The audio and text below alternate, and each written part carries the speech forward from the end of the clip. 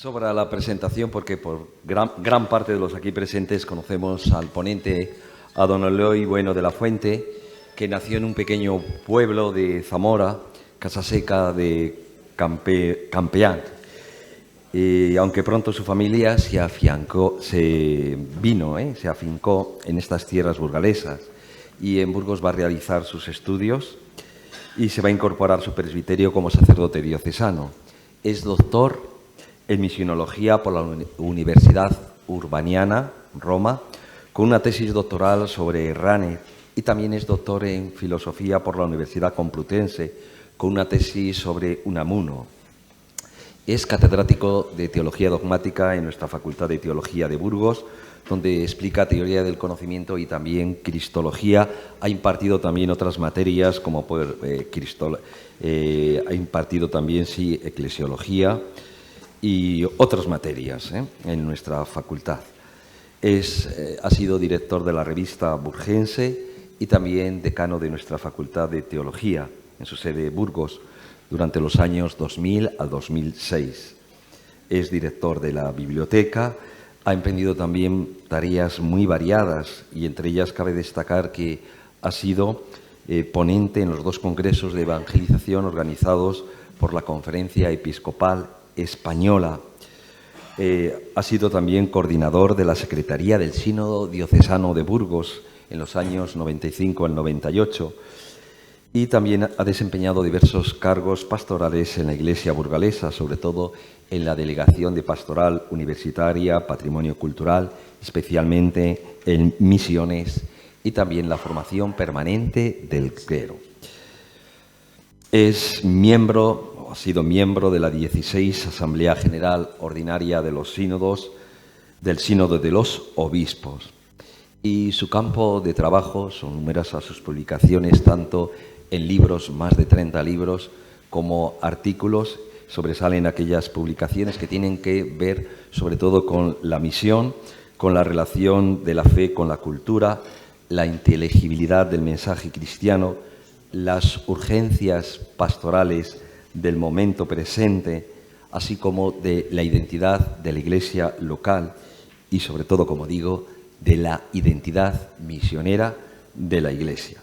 Por eso, sin más, presentar el tema de hoy, la misión fuente de esperanza y de futuro para la Iglesia, que en el fondo ya también, cuando se nos hablaba de los fundamentos bíblicos de la pastoral, Manuel Pérez Tendero nos decía que a más misión, más esperanza, y a más esperanza, más misión. Pues sin más, Eloy, muchas gracias. Te escuchamos con atención sobre este campo de la misión, fuente de esperanza y de futuro para la Iglesia. Lo podemos seguir también, como veis, por el esquema. Muy bien, Eloy. Bien, pues muchas gracias por la invitación, por la presentación y por acabar esta semana que yo creo que ha tenido un abanico amplio de rostros y manifestaciones de la esperanza, y que yo creo que a la luz de lo que hemos venido oyendo, pues sí que se genera, ¿verdad?, la sensación y la impresión de que esperanza y misión tienen que ir íntegramente unidos porque lo uno vive del otro. Yo voy a intentar una breve reflexión teológica, creo que en coherencia con lo que se ha venido diciendo, porque también, junto al testimonio personal, hace falta también que eso quede situado en una lectura teológica de las raíces del misterio cristiano y de la lectura de los signos de los tiempos, ¿no? Sobre todo en este escenario y contexto en el que nos encontramos, donde por un lado hay que reconocer que se ha ido acentuando la toma de conciencia de la naturaleza misionera de la Iglesia. De tal manera que en cierta medida podemos decir que el tema evangelizador, misión, pues ha ido pasando al centro de la preocupación o de los intereses de la Iglesia. Sin embargo, por otro lado, podemos constatar que el aliento misionero no se puede afirmar que haya ido creciendo. Uno de los primeros libros publicados sobre León XIV que he leído estos días, de Saverio Gaeta, que presenta al Papa León XIV como el Papa de la globalización, pues comenta precisamente que uno de los grandes desafíos que tiene por delante es este decaimiento del fervor misionero de la Iglesia, y matiza tanto en los ámbitos de primer anuncio como incluso en los entornos más inmediatos, ¿no? Lo cual, claro, plantea el interrogante de que cómo es posible que, si la evangelización, la misión, han pasado al centro de los intereses de la Iglesia, esto no haya producido de modo experimentable un aumento en el aliento misionero, ¿no? E indudablemente me parece a mí que tiene que ser ese el punto central de reflexión hoy para la vida de la Iglesia. Y cuando hay problemas de fondo, pues yo creo que la solución tiene que ser ir a la raíz de la cuestión. Y la raíz de la cuestión como tarea a realizar, y para esto creo que la teología debe prestar una tarea irrenunciable, es que la Iglesia tiene que situarse en el corazón de la misión. No que la evangelización o la misión estén en el centro de los intereses de la Iglesia, sino que la Iglesia misma se entienda en el eje o en el dinamismo de la misión, que en último término es siempre la misión de Dios. De tal manera que este problema de fondo que acabo de decir, pues solamente podría encontrar una perspectiva de solución si evidentemente la Iglesia se descubre como formando parte del dinamismo de la misión de Dios, o si queremos, del dinamismo de un Dios que, como aparece en el relato bíblico, es un Dios misionero. Y yo no sé si cuando pensamos en Dios, este adjetivo es suficientemente tenido en cuenta, porque es el Dios misionero, que por eso es el Dios de la esperanza. Ya en la conferencia de apertura se mencionaba el texto de Apocalipsis 1:4, en el cual habla del Dios que era, que es, y uno esperaría, y que será. El texto del Apocalipsis dice: el Dios que era, es y que viene. Y claro, ese venir de Dios es lógicamente el espacio donde tiene sentido la existencia de la Iglesia. Y de este modo, si vemos que el Dios revelador y salvador es un Dios misionero, veremos entonces que ahí nace la esperanza, de la cual vive la misión, la cual a su vez genera esperanza. Y este dinamismo o esta dialéctica es la que yo querría destacar, ¿no? La Iglesia es misionera porque vive de esa esperanza, pero a la vez, sin eso, la misma esperanza de la Iglesia, como vamos a ver, queda bastante empequeñecida. Y por eso antes se nos hablaba de la famosa expresión de Peggy, ¿no?, de la niña esperanza, y yo creo que tenemos que darnos cuenta de que la esperanza es la gran protagonista del relato bíblico. Es decir, si vemos todo lo que es el relato bíblico desde los orígenes, ¿por qué el relato bíblico nació y se desarrolló? Porque en el origen hubo una presencia del Dios misionero que sale al encuentro de la situación de irredención de la humanidad, cuando se encuentra fuera del paraíso. Y cuando la humanidad se descubre fuera del paraíso, es cuando entonces se percibe lo que falta, lo que todavía hay que conseguir, hasta ese momento final en el cual, desde la promesa de Dios en Génesis 3:15, ¿no?, yo estoy aquí con vosotros, ¿verdad?, apuntando a ese momento final en el cual no haya ni llanto, ni dolor, ni lágrimas. El Dios misionero, el Dios que se revela, que salva, el Dios que viene, es el que justamente sale al encuentro de esa situación de irredención, que es justamente el campo donde la esperanza tiene que ir renaciendo permanentemente frente a todas las fuerzas hostiles. De tal manera, me gustó hace poco la expresión que leía de alguien que afirmaba que la salvación es Adviento.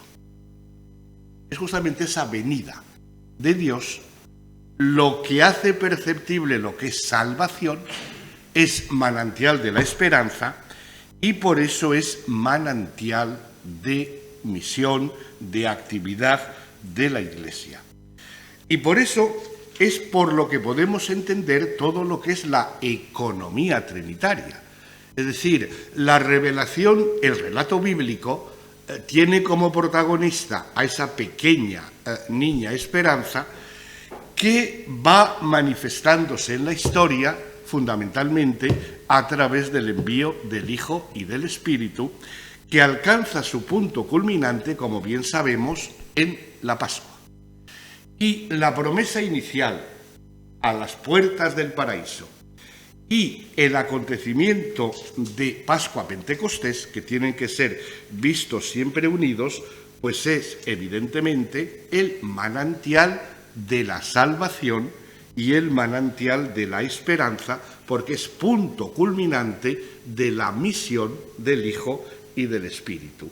De tal manera que podrá decir, por ejemplo, la carta a los Efesios, que en el acontecimiento pascual se manifiesta la esperanza a la que nos ha llamado. Y lógicamente, cuando se experimenta este acontecimiento fundamental, es la fuente de la alegría cristiana. Por eso, claro, el nacimiento de la Iglesia y el ejercicio de la misión tienen siempre esta cuna y esta motivación de alegría, que es lo que permite, por ejemplo, a San Pablo decir en la carta a los romanos que el Dios de la esperanza os llene de alegría. O dirá también la carta a los hebreos, invita a los cristianos diciendo: mantengamos firme la esperanza que profesamos, porque es fiel el que hizo la promesa. Aquella promesa, repito, a las puertas del paraíso. Por eso también luego dirá en otro lugar San Pablo que nos gloriamos en la esperanza de la gloria, una gloria que se manifiesta en la esperanza que no defrauda, porque el amor de Dios ha sido derramado en nuestros corazones por el Espíritu Santo que nos ha sido dado en función del acontecimiento de Pascua y Pentecostés, ¿no? Y esto es lo que permite explicar un fenómeno, porque claro, digo, la teología tiene por un lado que ver las fuentes, ¿no?, de la revelación y a la vez los signos de los tiempos, es decir, la historia real. Y cuando uno mira la historia de la Iglesia, es, podríamos decir, un lugar teológico que permite esta afirmación que yo hacía hace un momento.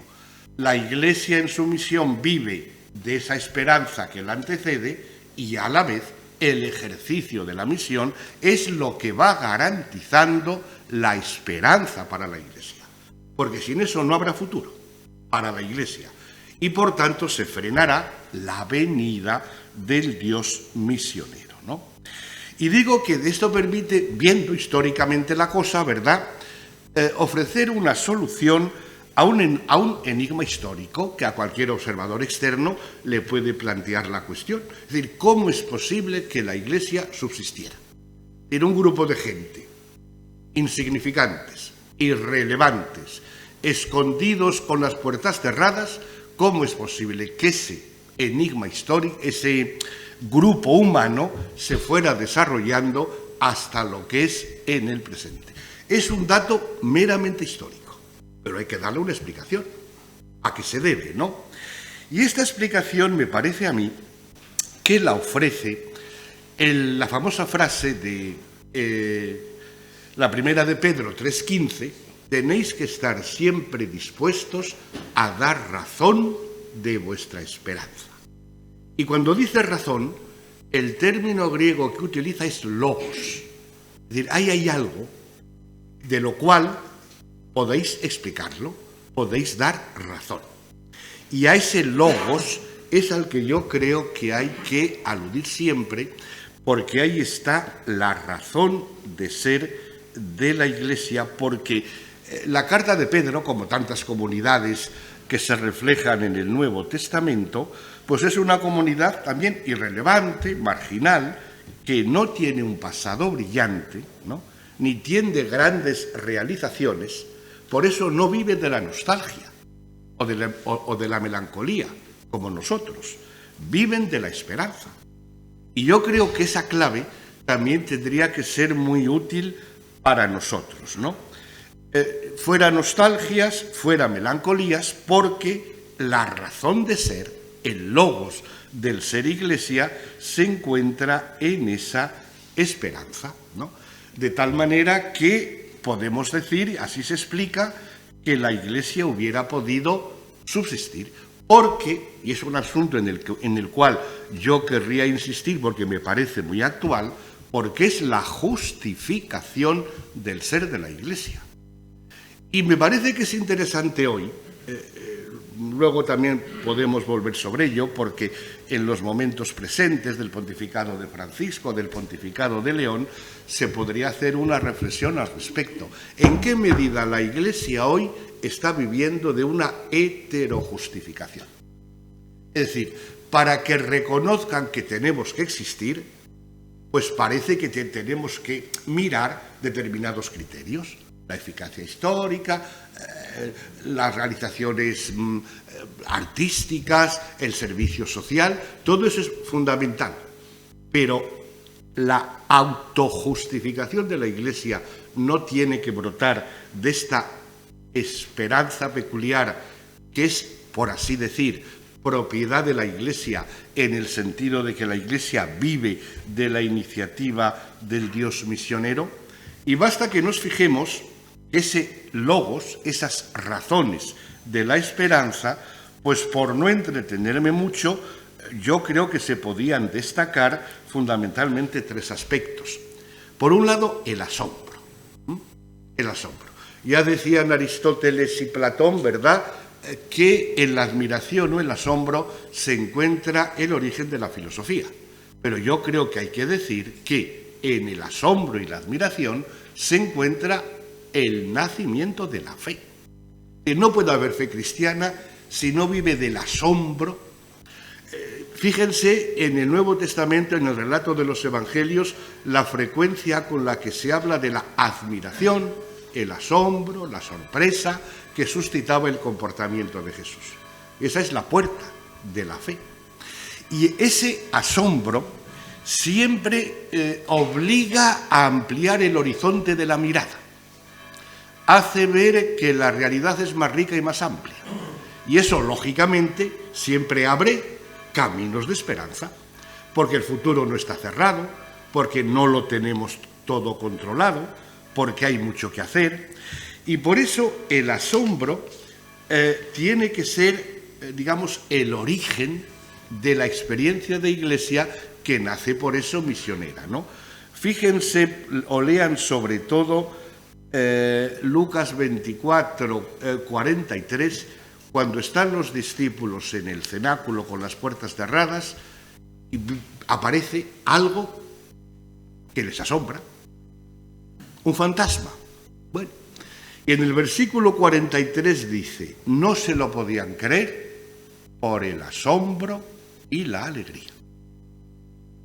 Cuando ese nudo se desata y cuando descubren que no es un fantasma, sino que es el Jesús que había muerto en la cruz, entonces es cuando aquellos se descubren como testigos.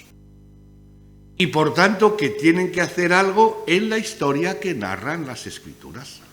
Ese versículo, yo suelo decir, ¿verdad?, que tiene que ser experiencia fundamental y fundante de la vida de la Iglesia.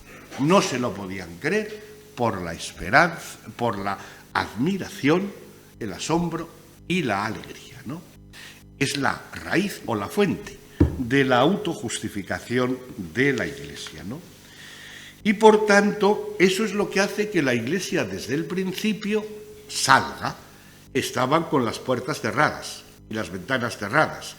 Y Pentecostés es justamente la salida, porque eso hay que compartirlo y comunicarlo. Por tanto, el asombro. Y en segundo lugar, el Evangelio. El Evangelio antes de los Evangelios. Es el Evangelio tal y como lo vivió San Pablo, ¿no? Que se sintió arrastrado por la fuerza del Evangelio. Y que por tanto cuando le salió al encuentro camino de Damasco, cuando le salió al encuentro la revelación del Hijo resucitado, Pablo vio que eso era el quicio de la historia. Es lo que ofrecía garantía al futuro y a la esperanza de la humanidad. Y San Pablo se sintió arrastrado. Es lo que cambió su vida y por eso la urgencia que él sentía de anunciar el Evangelio hasta los confines de la tierra y por lo que iba creando pequeñas comunidades o iglesias que iban viviendo de este asombro y de este Evangelio y que por tanto eran testigos, ¿no?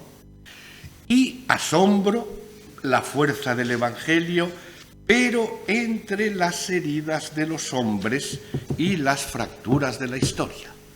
Porque ya desde Jerusalén, pues dice Hechos de los Apóstoles, eran bien vistos porque atendían a los enfermos, ofrecían consuelo, eran acogedores, y entre las fracturas de la historia. En una humanidad dividida, también nos repite la carta a los Efesios, que Jesús había destruido el muro de separación entre judíos y gentiles. El muro de separación que procede en el fondo del odio, ¿no? Pues eso queda destruido y por tanto ya no hay barreras que nos separan. Y por eso es curioso cómo la Iglesia desde el principio, digamos, hizo lo posible para sustraerse a la dinámica de amigos-enemigos, judíos y gentiles, griegos y bárbaros. No, nosotros somos otra cosa. Somos, decían los primeros autores cristianos, un tercer género. Pero a nosotros que no nos metan en las divisiones de las colectividades humanas, ¿no? A principios del siglo IV, Eusebio de Cesarea escribió un libro, La preparación evangélica, en la cual él se planteaba esta cuestión. Decía, no somos ni griegos ni gentiles, ni griegos ni bárbaros. Somos otra cosa, somos una novedad. Una novedad. Y de esa novedad, también es curioso, decía él, nosotros somos capaces de expresar el logos de nuestra esperanza, porque aportamos algo nuevo, ¿no? Y esto, como digo, se ve en las fracturas de la historia, y por eso ya ven, Pentecostés tiene como objetivo que la humanidad dividida en lenguas que no se comunican entre sí es recrear la unidad perdida de la humanidad. Por tanto, el asombro, la fuerza del Evangelio, pero siempre entre las heridas de los hombres y las fracturas de la historia y de los pueblos. Entonces, cuando la Iglesia nació así, pues me parece que es interesante lanzar una mirada a las encrucijadas de la historia, para ver cómo la esperanza va adoptando manifestaciones distintas siempre entre las ambigüedades de la historia. Porque no puede ser de otro modo, ¿no? Porque el mundo es el que es y somos como somos, ¿verdad? Entonces pensar que en el pasado se podía haber actuado de un modo, efectivamente, pero estaban en aquel momento. Y la urgencia de la circunstancia histórica obligaba a actuar. Y actuar, que a mí me parece que es lo que yo querría subrayar, que siempre actuando desde la esperanza del Dios que está viniendo para generar esperanza para la Iglesia y para el mundo, porque sin eso la Iglesia no hubiera tenido futuro. Y yo aquí menciono muy brevemente 3 momentos históricos, ¿no? Para ver cómo esta conciencia de la misión ejercida por la Iglesia pues vive de esta dinámica. Por ejemplo, la cristianización del imperio y, por así decir, la recristianización de los nuevos pueblos, llamados bárbaros, ¿verdad?, cuando el imperio se hunde. O sea, es curioso ver cómo el cristianismo va estando entre la gente, a nivel de calle, ¿verdad?, con sus obras de caridad, solidaridad, etcétera. Al mismo tiempo también la Iglesia diciendo, nosotros no somos el imperio romano. Es decir, si el imperio se hunde, se hundirá el imperio, pero nosotros somos otra cosa, lo que llamaríamos la reserva escatológica, ¿no?, que hace a la Iglesia peregrina sin identificarse con ninguna magnitud histórica concreta, ¿no? Y por otro lado también, ¿verdad?, el esfuerzo por dar razón de la esperanza.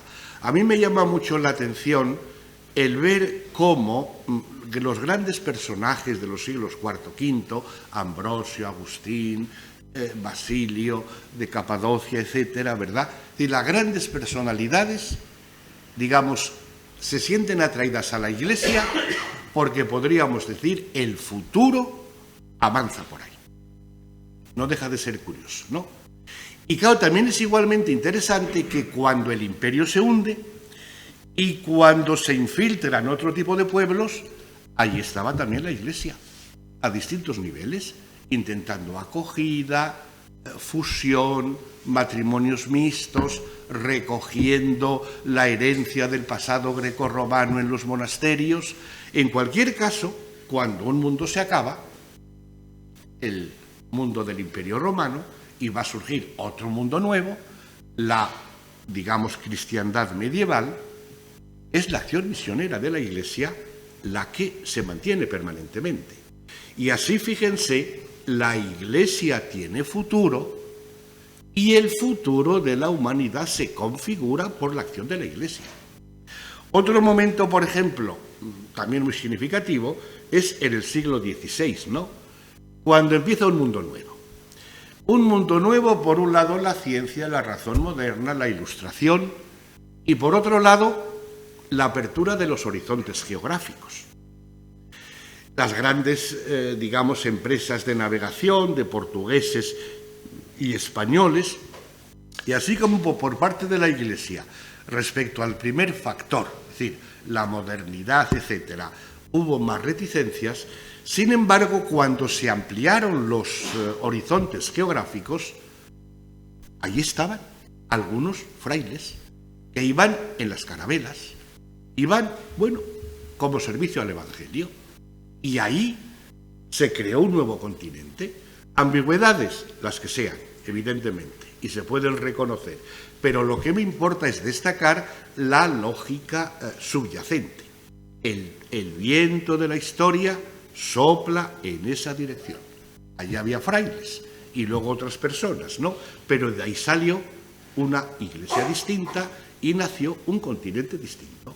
El futuro de la Iglesia y de la humanidad se fue configurando gracias a la acción misionera de la Iglesia, y lo mismo sucede a finales del siglo XIX y principios del siglo XX, cuando, digamos, el tipo de misión, vamos a decir así, occidental, colonialista, etcétera, muestra sus fracturas y sus insuficiencias que desembocarían en la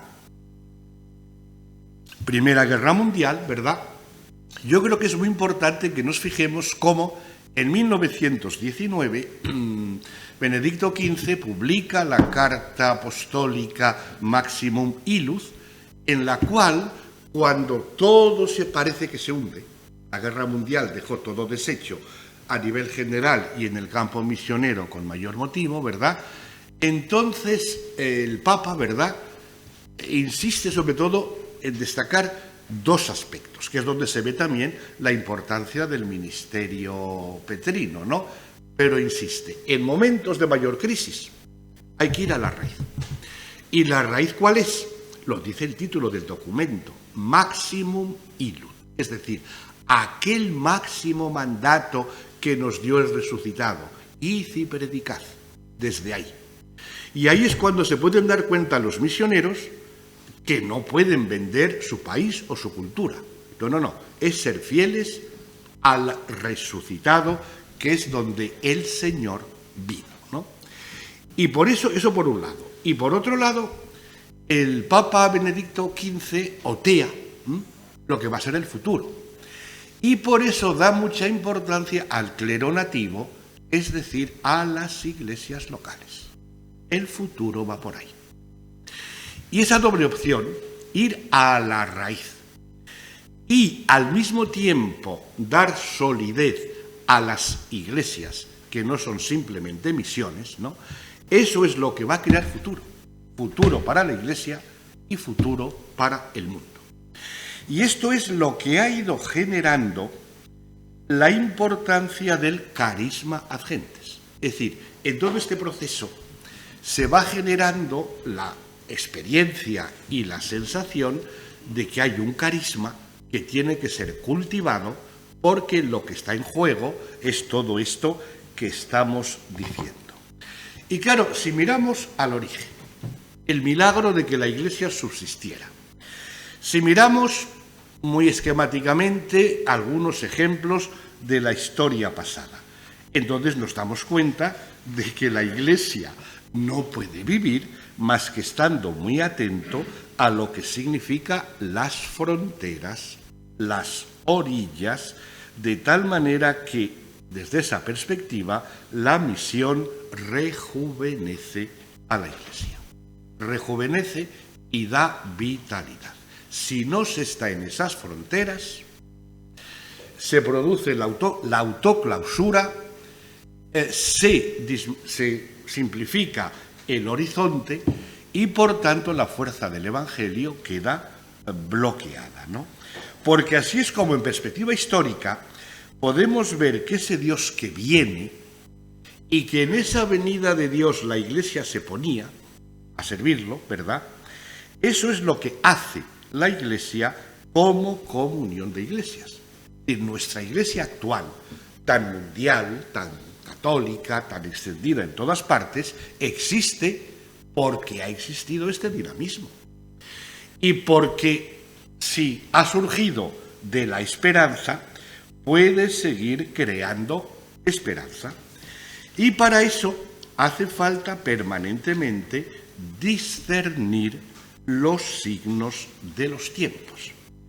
Fíjense, en el poco tiempo que lleva el Papa León XIV, me llama la atención la abundancia de veces en que habla de los desafíos.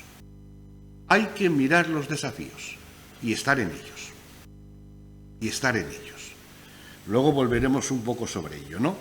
Pero el discernimiento de los signos de los tiempos, pues claro, es fundamental. He hablado yo en algún momento, ¿por dónde sopla el viento de la historia? ¿Por qué en momentos históricos la Iglesia, a través de su misión universal, ha sabido estar presente? Eso no tiene que ser un estímulo para nosotros. Ahora, lógicamente, los signos de los tiempos tienen que ser discernidos, no simplemente con criterios sociológicos o culturales, ¿no?, sino que tiene que ser hecho como escucha del Espíritu. Porque el Espíritu tiene como peculiaridad que siempre, yo creo que el relato bíblico lo muestra claramente, el Espíritu siempre empuja desde dentro y al mismo tiempo espera desde fuera, ¿no? De tal manera que podamos decir, que sea un discernimiento a la vez comunitario que nos permita decir al final, como en Hechos 15, el Espíritu y nosotros hemos decidido. Pero eso requiere el discernimiento comunitario, que yo veo un ejemplo magnífico, no hay tiempo para leerlo, pero algunos me lo habrán oído, ¿verdad? Pero es magnífico el texto de Hechos 13:1-3, cuando está la Iglesia en Antioquía discerniendo. Y la palabra que nos ha llegado hasta aquí tiene que seguir para adelante. Y la Iglesia de Antioquía dice, sí, y nosotros como Iglesia de Antioquía tenemos que responsabilizarnos de esa obra que el Espíritu trae entre manos, ¿no? Y claro, el discernimiento comunitario, con el horizonte de la misión, movidos por el Espíritu, es lo que va creando el nosotros eclesial. El hecho de que se sientan realmente iglesia, y en ese momento es cuando la creatividad se manifiesta como reconocimiento de los carismas. Porque en este punto que estoy comentando, ¿no? Es decir, la Iglesia de Antioquía tiene que responsabilizarse de que la palabra, el Evangelio, sea anunciado y proclamado. ¿Quién lo hace? Pablo y Bernabé. Fijaos cómo el discernimiento de ese carisma genera una dinámica en la comunidad que ya no la va a dejar igual. Porque además es impresionante, desde mi punto de vista, lo que dice en el versículo 3. Y todos les impusieron las manos. Es decir, la tarea de Pablo y Bernabé no era cosa suya, era cosa de la Iglesia. Y les imponen las manos porque ese nosotros eclesial ha recibido una maduración, una responsabilidad, porque tiene una tarea que cumplir. Y desde este punto de vista es donde adquiere todo su relieve el tema de la sinodalidad. Porque cuando ya en el famoso discurso que puso en marcha todo el proceso el Papa Francisco, él decía que el objetivo de la sinodalidad es la convergencia de sinergias. Es decir, que todo tiene que estar apuntando a esa misión que la Iglesia tiene que realizar. De tal manera que haya una convergencia entre las capacidades y las fuerzas de cada uno. De tal manera que, de nuevo, la misión, la frontera, la orilla, es el criterio, no elementos desde fuera. De la propia identidad eclesial tiene que surgir todo esto. Para que todo esto se abra camino, pues indudablemente, claro, hay tentaciones y obstáculos que dificultan esa venida de Dios y por tanto que ralentizan ese objetivo de que la Iglesia se ponga en el dinamismo del Dios misionero, ¿no?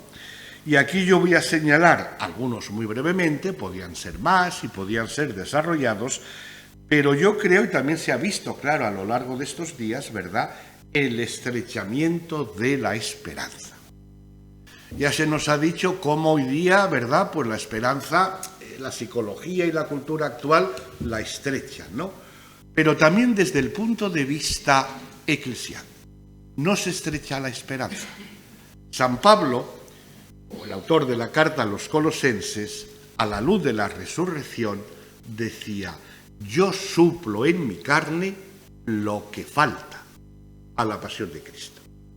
Porque falta, porque todavía no hemos llegado a la meta, porque sigue habiendo heridas, sigue habiendo fracturas en la historia. Y yo suplo en mi carne, es decir, entrego mi vida para, digamos, completar lo que falta. Es decir, mientras haya llanto, dolor y lágrimas, ¿no? De tal manera que la misión de cada bautizado tiene que situarse en esta clave, ¿no? Y por eso, claro, la salvación, desde el punto de vista cristiano, se vive como esperanza. Es decir, eso de que la salvación es adviento, porque está viniendo. Entonces nosotros como creyentes y como comunidades eclesiales estamos en esa clave.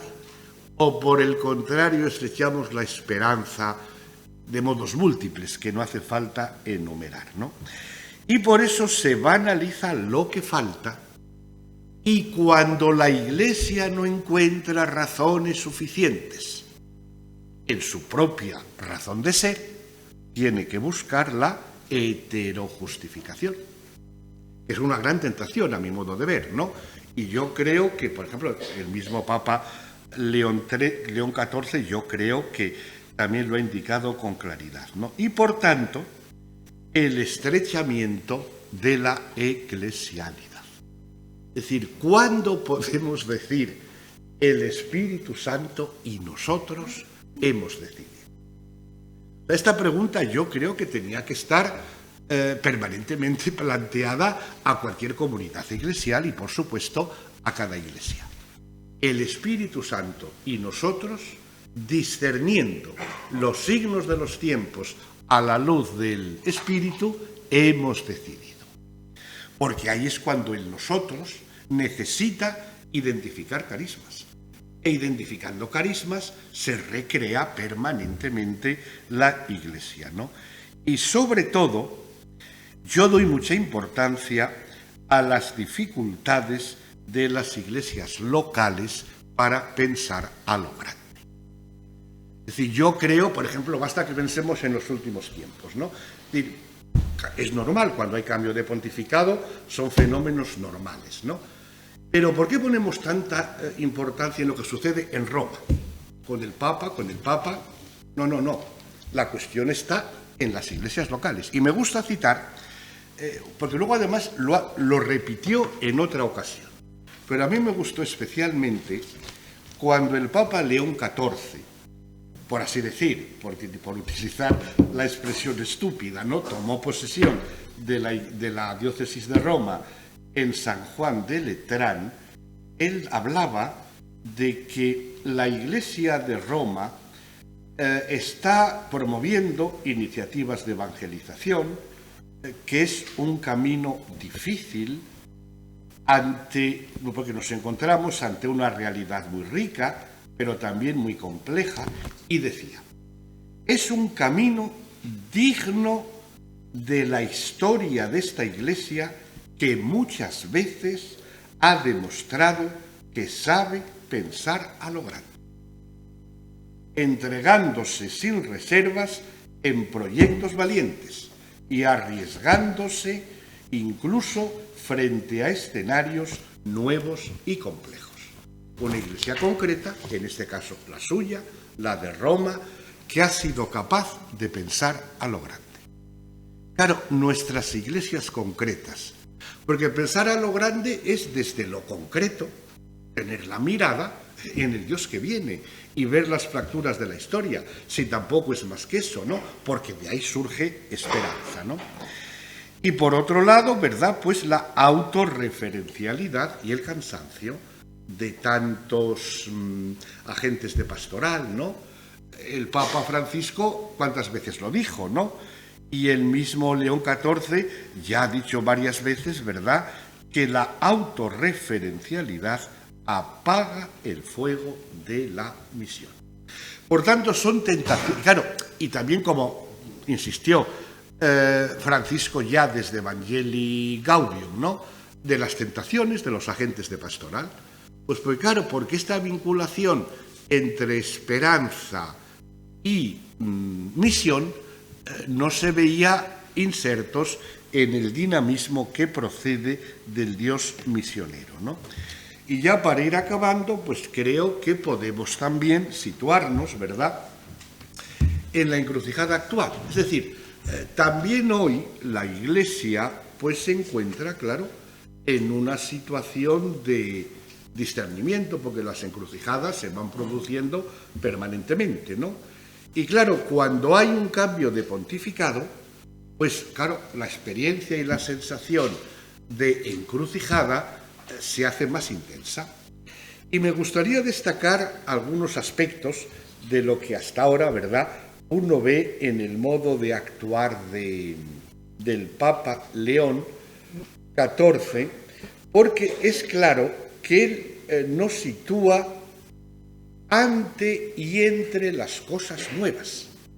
Ya sabemos que el nombre de León XIV dice referencia más directa a León XIII, que escribió Rerum Novarum. Y Rerum Novarum lo escribió León XIII para ofrecer una respuesta a las cosas nuevas. Claro, las cosas nuevas, pues ya sabemos que el Papa actual ha dado mucha importancia al tema de la inteligencia artificial, con lo que esto significa de el peligro que supone o que puede suponer para la dignidad del ser humano, etcétera, ¿no? Pero, repito, las cosas nuevas se refieren a ese conjunto de desafíos que él ve, algunos los ha mencionado, ¿verdad?, y que dice, evidentemente, no hay que frenarse ante ellos, hay que habitarlos y estar dentro. Papa Francisco hablaba más bien de periferias, por ejemplo, ¿no? Pero en el fondo es esa llamada permanente a no quedarse fuera como espectadores pasivos de la historia, sino la capacidad de pensar a lo grande, como muchas veces esta Iglesia de Roma ha sabido pensar a lo grande, sabiendo las dificultades y arriesgándose. Cada comunidad eclesial y sobre todo cada iglesia no tendría que decir esto. Por tanto, yo creo que el Papa León muestra claramente esta prioridad, situarnos en las cosas nuevas que tienen que ser discernidas porque han de ser vividas como un desafío. Y a la vez insiste en que el manantial de la esperanza, el que puede ofrecer la Iglesia, se encuentra en la paz del resucitado, el saludo con el que él empezó. Y luego, claro, en la primera Eucaristía que tuvo, ¿verdad?, pues insistía en la homilía, en la centralidad de Jesucristo. Pero un Jesucristo que no quedara reducido a un líder social, etcétera, etcétera, porque hay un peligro también en la Iglesia que Jesucristo quede reducido a ese nivel, ¿no?, de un gran líder o tal, ¿verdad?, y que eso, decía él de un modo fuerte, ¿verdad?, puede conducir a que los mismos cristianos puedan vivir como ateos, ¿no?, sencillamente porque no captan todo lo que está implicado en el anuncio del mensaje cristiano. Y por otro lado, yo creo que permanentemente sitúa a la Iglesia en esta dinámica de comunión y universalidad, ¿no? Ya ven la insistencia con la que habla de unidad en el seno de la Iglesia, pero unidad también entre las iglesias dentro del marco de una Iglesia que tiene que ser entendida como comunión de iglesias. Y la Iglesia católica es algo, por ejemplo, que yo a veces, digamos, por así decirme, me deja insatisfecho con el exceso de espacio que se otorga, por ejemplo, al Papa, como si el Papa fuera el que más manda en la Iglesia, que no es eso. El Papa es el servidor de la comunión entre las iglesias, que no es poco, ¿verdad? Y por eso, claro, tiene que ser, digamos, devolver la pelota al protagonismo de las iglesias. Y yo creo que hoy cualquier iglesia concreta, la de Burgos y cualquiera otra de los aquí presentes, el mero hecho de ver la Iglesia católica como comunión de iglesias presente en todo el mundo, eso ya es un modo de empezar a pensar a lo grande. Sencillamente porque se ve que en todas las partes del mundo se está sirviendo al Dios misionero, ¿no? De tal manera que el actual pontificado también, en continuidad con el anterior, pues yo creo que nos invita y nos estimula a vivir la paradoja de la esperanza, en el sentido de que vivimos entre el ya y el todavía no. Es decir, el ya por la alegría y el gozo de lo que se ha recibido, y en el todavía no, porque falta mucho para que desaparezcan los llantos, las lágrimas, etcétera, ¿no? Y esto es lo que, digo, nos permite vivir en la paradoja de la esperanza, Porque por un lado somos conscientes del Evangelio, es decir, de que algo definitivo ha sucedido en la historia y nosotros somos peregrinos y en camino, precisamente como testigo y sacramento de eso que es importante para el mundo, porque eso genera esperanza y futuro en la Iglesia y a la vez, como se confirma por la historia, ha generado también futuro para el mundo, ¿no? Por tanto, en su aparente pequeñez, la Iglesia tiene que actuar como sacramento de algo que es más grande que ella misma y que es lo mejor que tiene que aportar al mundo. Y eso ya justifica el dar razón de la propia esperanza, porque esta sensibilidad, cuando se percibe a la luz del Espíritu y desde la conciencia de lo que falta, pues invita a la Iglesia a la solidaridad, al diálogo, al encuentro con todos los demás, como se ha visto a lo largo de esta semana, ¿no? Por tanto, yo creo que no es poco, para acabar ya, claro, que nos demos cuenta de que realmente está en juego algo muy importante en tener esta visión universal y, por tanto, el carisma que en la Iglesia mantiene esa apertura universal, porque, como decía Juan Pablo II en Redentoris Missio, el carisma de la misión a las gentes es criterio de la veracidad de la misión de la Iglesia. Podemos hablar mucho de visión universal, pero si eso no se encarna en personas y en biografías concretas, quedará en palabras vacías, ¿no? Entonces, a la luz de las necesidades del momento y en esta encrucijada que estamos viviendo en estos momentos, pues yo creo que desde la esperanza estamos invitados a pensar a lo grande. Muchas gracias.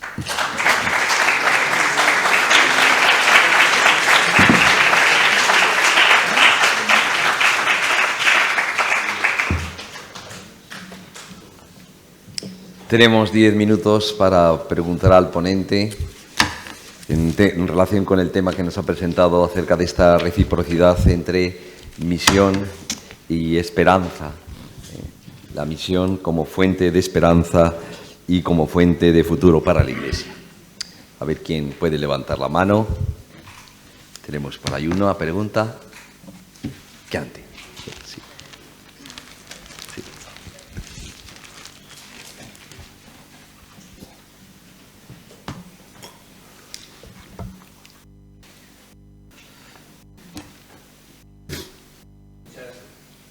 Gracias, Eloy, por estas palabras tan hermosas. Me gusta esa frase de León XIV, ¿no?, que has comentado, de pensar a lo grande, ¿no? Y a bueno, Xavier... La verdad es que, perdona, la frase no es que sea suya, que sí, sí. Viene de más atrás, pero bueno, me parece bonito que él lo diga. Sí, y lo ha reflejado en la historia de la Iglesia, porque, ¿no? Perdona, simplemente como matiz, ¿no? La primera vez que yo oí esa expresión fue en esta sala, en una conferencia que ya hace años pronunció aquí en la Semana Misional, precisamente, Andrea Riccardi, el fundador de la comunidad San Egidio, ¿no? Hablando precisamente de estas cosas, yo es la primera vez que utilicé, ya digo, en este contexto, esta expresión. Y yo la he usado varias veces y por eso me gusta que lo haya dicho también el Papa León XIV. Sí, y más en una Iglesia europea que va menos, envejecida, y que a veces pues no nos damos cuenta que nuestra Iglesia es joven. Nuestra Iglesia mayoritariamente es joven en el mundo, es pobre, empobrecida y hoy tiene más mártires que nunca. Digo de soñar a lo grande porque vivimos en una nueva época y por tanto requiere una conversión permanente, ¿no? Pero aquí hay un papel que yo creo que para mí es soñar. Es decir, yo no veo la Iglesia, no hay vida cristiana sin comunidad. Y estas comunidades son familias. La familia es la Iglesia doméstica que necesita de misioneros, de sacerdotes, de consagrados, que unidos en amistad tan hermoso, ya he hablado de la idea de San Agustín de la amistad para la misión, ¿no? La Iglesia no es que tenga una misión, sino que la misión tiene una Iglesia, de ese Dios misionero. ¿Y por qué no hablar seriamente de esa necesidad de comunión entre familias, de familias, con misioneros, con sacerdotes, con consagrados, para esta nueva época, que es lo que hoy hay en el mundo, en las iglesias locales del mundo, ¿no? Organizándose, ¿no? Y no desde una visión individualista que nos viene como una salvación individual, una mentalidad individualista desde Occidente, ¿no? Y que eso no tiene futuro, ¿no? Insisto en esto de la familia. Familias misioneras junto a misioneros, sacerdotes, consagradas, y esas son células vivas de futuro que hoy están en todo el mundo. Bien, yo creo que evidentemente hay que potenciar y desarrollar la conexión entre familia e iglesia, porque claro, la iglesia es familia y la familia es iglesia. Por tanto, evidentemente, ese aspecto habría que destacarlo. Ahora, yo pondría más hincapié en que el objetivo fundamental, me parece a mí, es crear la experiencia del nosotros. Y ese nosotros no se genera si no hay conciencia de una tarea o de una misión compartida. Es decir, porque claro, en el estrechamiento de la esperanza, si la salvación queda reducida, que a ver si yo me salvo, pues claro, ya es el yo y se acabó, ¿no? Y sin embargo, la conciencia de una misión más amplia que cada uno de nosotros, porque es la misma de Dios y afecta a la humanidad entera, es decir, el hacer que aquello que sea iglesia, es decir, que lo que dices tú de familia, yo la pega que veo, si se puede hablar así, es que, es decir, no es solo de familias, porque hay gente célibe, hay gente... O sea, a eso, en ese sentido sí. Por eso, ese nosotros, que viva la fraternidad, de tal manera que, por ejemplo, qué sé yo, si hubiera que decir, ¿cuándo existe una iglesia local en un lugar? A la luz de lo que he dicho, y es la primera vez que utilizo la expresión, cuando sean capaces de decir, el Espíritu Santo y nosotros hemos venido. Cuando eso se pueda decir, tendremos una iglesia local sujeta. ¿Alguna pregunta más? Podemos, sí, tenemos 3 minutos, 2.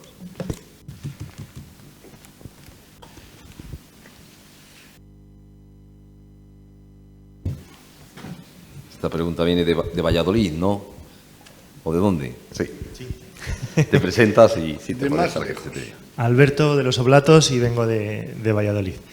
Aparte de darte las gracias por la reflexión, 2 cuestiones. Una, ¿no crees, aunque dices que la fuerza tiene que estar en la iglesia local, que todavía tenemos una cierta idolatría con la figura del romano pontífice? O sea, ha habido como mucho éxtasis en cuanto salió León XIV.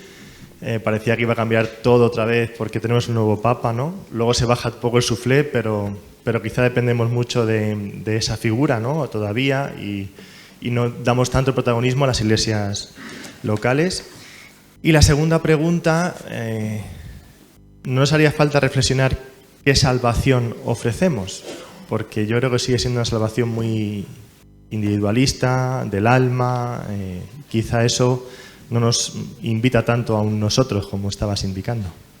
Claro, respecto a lo primero, yo desde hace ya muchísimos años, ¿verdad?, yo vengo manteniendo que la Iglesia tiene futuro en la medida en que las iglesias locales tengan futuro. Puede haber un papado muy brillante, pero si las iglesias locales, que es donde se encarna la Iglesia de Jesucristo, si no adquieren conciencia de sujeto,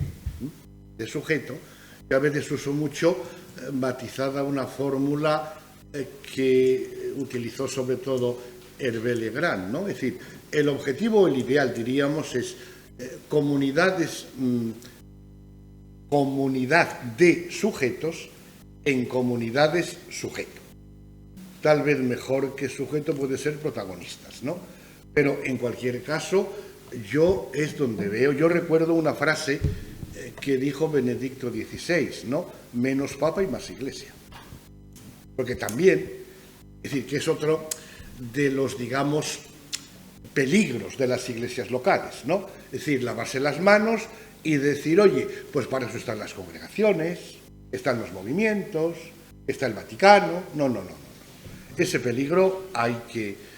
Y luego, evidentemente, en lo otro, yo creo que sí, que el tema de la soteriología, yo ya ves que vengo dando clase de cristología y, por tanto, el tema de la soteriología es fundamental, ¿no? Pues los estrechamientos en la concepción de la salvación, es decir, lo que importa es que mi alma se salve después de la muerte, la mía, el alma, después de la muerte. Y claro, el mundo, la historia, los otros, ¿no? Y luego, y yo creo que ahí por eso habría que enriquecer la noción de soteriología, y por eso yo digo esta frase que leí hace poco, de que la salvación es adviento, de algún modo es lo que está en la carta a los romanos, en el capítulo 8, que dio título a la encíclica de Benedicto XVI, ¿no? Spe salvi, que es muy difícil de traducir, pero hemos sido salvados en esperanza, por la esperanza es salvación, porque la humanidad todavía sigue en dolores de parto, etcétera, etcétera, ¿no? Y yo creo que ahí había que situar la presencia de la Iglesia. Muchas gracias, Eloy, por la reflexión, y ya damos paso a la clausura de esta 77 semana de misionología, misioneros, testigos de la esperanza.